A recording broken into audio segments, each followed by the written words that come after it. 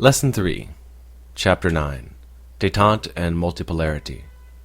Chapter 9 discusses international developments in the 1960s, in particular, the easing of tensions between the United States and the Soviet Union following the Cuban Missile Crisis, but also war between Egypt and Israel and the attempt of France to chart an independent or third way foreign policy between those of the United States and the Soviet Union in the 1960s.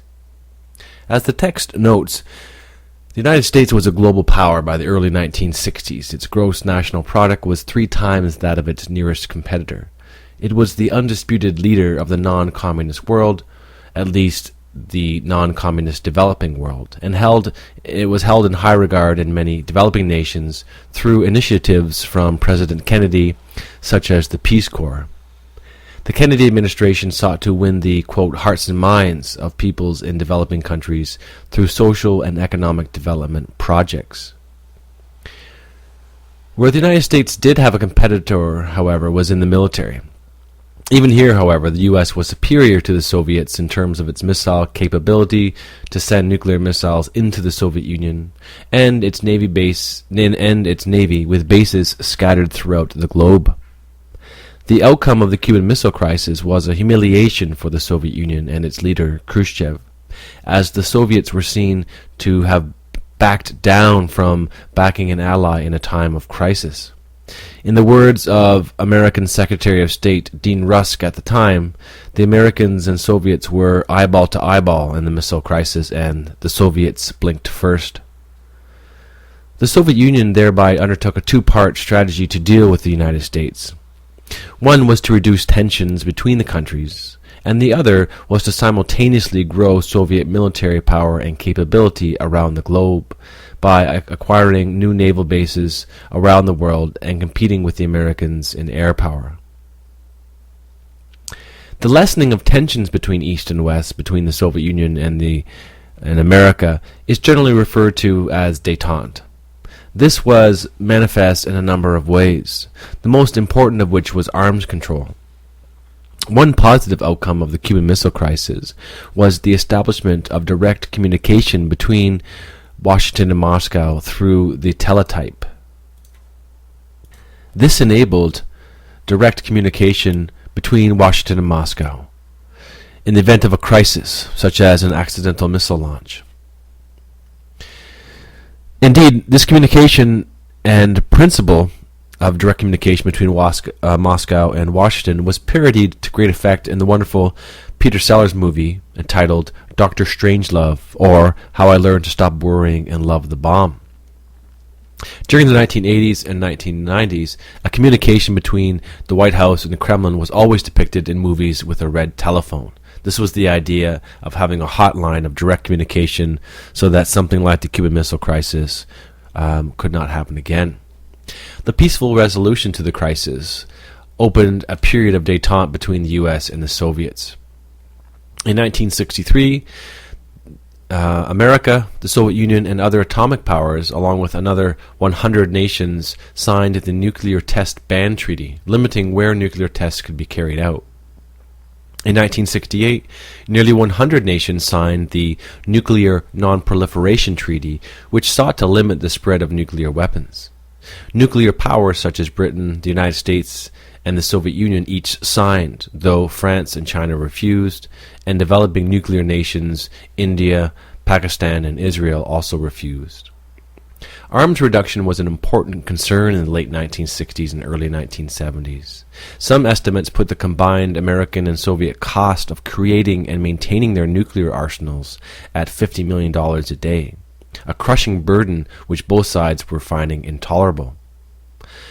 U.S. President Richard Nixon and Soviet Premier Brezhnev held talks in 1972 to limit the production and deployment of nuclear weapons.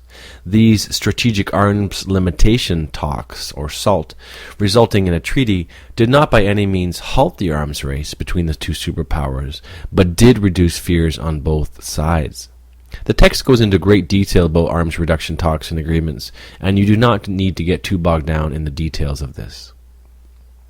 Canada during this time struggled with its own interior problems, such as a Quebec separatist movement and it also struggled with its relationship with the United States. The text discusses the October crisis with the separatist FLQ terrorist group.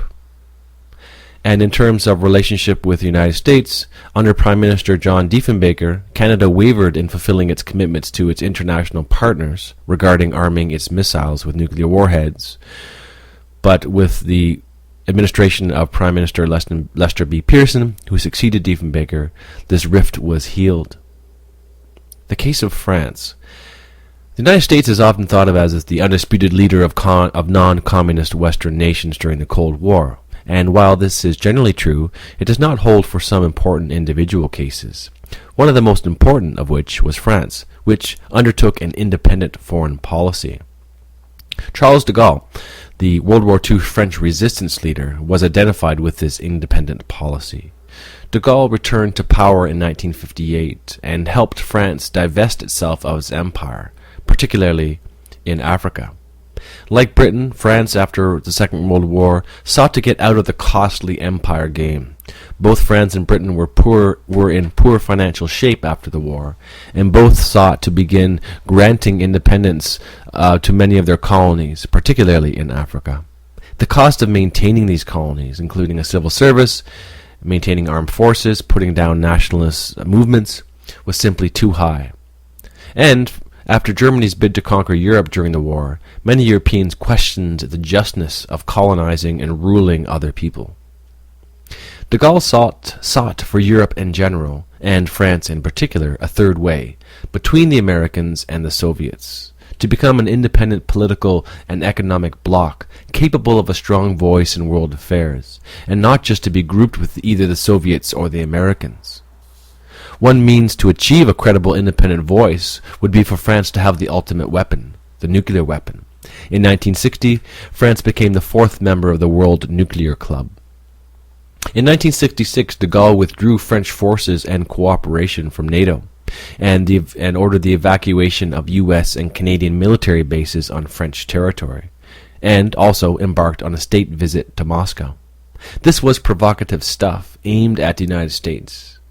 However, instead of causing a permanent or long-standing rift between France, her other Western European allies, and the United States, all had changed by 1969 after the traumatic civil unrest of workers and students in 1968, which led to the fall and resignation of de Gaulle in 1969 and a change of course.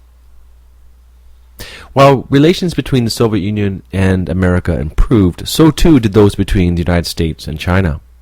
Unlike the bipolar situation in 1945, when there were simply the two superpowers, by the late 1960s there were other and new emergent centers of power, such as China. Since the Communists won the Chinese Civil War in 1949 and drove the nationalists to the island of Taiwan, the U.S. and the People's Republic of China had poor relations, economically, culturally, politically. This changed in the early 1970s, and the world was shocked by how quickly relations between the two powers improved. One of the first public hints at improved relations came in April 1971, when the U.S. table tennis or ping pong team touring Japan was, surprisingly, invited to China. They were the first group of Americans allowed in the Republic of China since the Communists had won the Civil War in 1949. This has become known as ping-pong diplomacy. In the same year, the U.S. withdrew its objection to the entry of the Communist People's Republic of China into the United Nations to replace Taiwan. Even more significantly, a year later, in 1972, in an unannounced move, Nixon took the dramatic step of visiting Chairman Mao in Beijing to initiate diplomatic and economic relations with China. This did not remove long-standing concerns between the two nations, but did open official dialogue and should be considered an important part of détente. In the Middle East, tensions between Israel, the Jewish state created in 1948, and Egypt under Nasser, who, you will remember, sought to lead all the Arab states of the Middle East and North Africa, erupted into a short war in 1967. Egypt was a client state of the Soviet Union, which had given military assistance to Egypt, and Israel was backed by the United States. So, in some ways, the 1967 war can be thought of as part of the Cold War, but the real issues were about the Middle East, about the Palestinian refugee crisis created with the emergence of Israel, and the existence of a non-Arab state in the Middle East. The 1967 war, discussed in the text, was a humiliating defeat for both Egypt, her invading partner Syria, and the backing power of the Soviet Union. Tensions between Israel and Egypt continued into the 1970s after the death of Nasser and with his successor Anwar Sadat.